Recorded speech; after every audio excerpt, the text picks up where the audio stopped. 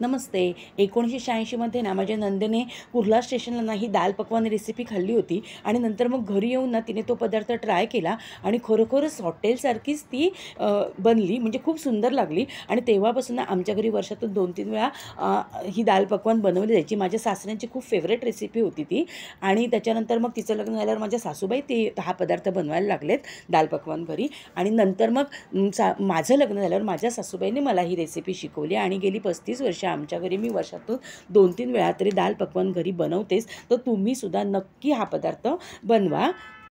तर ना मी मैदा घेतला होता आणि मैद्यामध्ये चवीप्रमाणे मीठ, 1 चमचा ओवा हातावर असा चोळून टाकला आणि थंड तेल टाकलं. आणि तेल किती टाकायचं तर ते सगळ्या मैद्याला लावून घ्यायचं आणि मग त्याची घट्ट अशी मूठ तयार झाली की आपलं तेल बरोबर आहे असं समजायचं.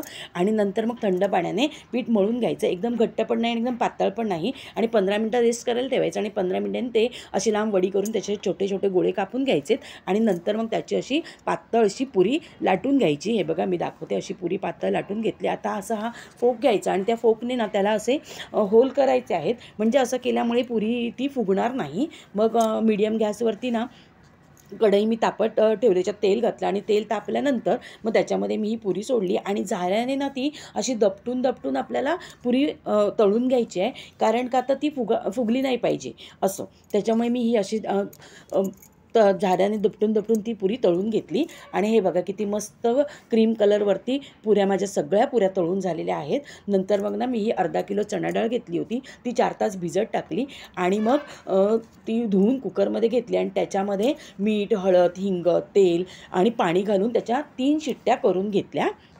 आणि नंतर मग मध्ये मी तेल घातलं आणि त्याच्यामध्ये तेल तापल्यावर जिरं टाकलं. जिरं चांगलं फुललं, मग त्याच्यामध्ये आलं आणि लसूण क्रश केलेलं टाकलं. ते परतवून झाल्यानंतर मी अर्धी हिरवी मिरची बारीक कापून आणि अर्धी मोठी अशी ती घालून परतवून घेतली आणि 2 कांदे बारीक कापून आणि कढीपत्ता त्याच्यामध्ये घालून परतवून घेतला. आणि मग त्याच्यामध्ये मी पाव चमचा हळद टाकली आणि हिंग टाकला आणि धणे जिरे पावडर टाकली आणि गरम मसाला अर्धा चमचा टाकून ते छान असं परतवून घेतलं. आता मग नंतर कुकर आपला थंड झाल्यावर मी ती डाळ चांगली घोटून घेतली. पूर्ण डाळ मॅश करायची नाही, अर्धी डाळ अख्खीच राहिली पाहिजे.